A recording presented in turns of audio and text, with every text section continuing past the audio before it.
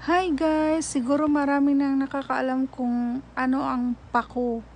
Kasi ako, ngayon na ako makakatikim ng pako salad. Kaya, gumawa nga ako at nanood ako ng video kung paano siya gawin. Kasi curious lang talaga ako kung paano talaga siya gawin. Kasi sabi nila masarap daw. Kaya nanood ako nitong video na to. Pero ang sa akin lang, walang itlog maalat. Ano lang siya, kamatis, bombay at saka asin. Yan lang. Pakuluan mo lang yung pako, hindi masyadong matagal.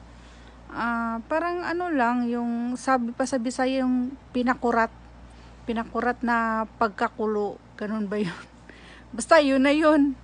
Yun lang pala yung gagawin mo sa pako salad. Simple lang, madali lang siyang gawin at masarap talaga siya guys.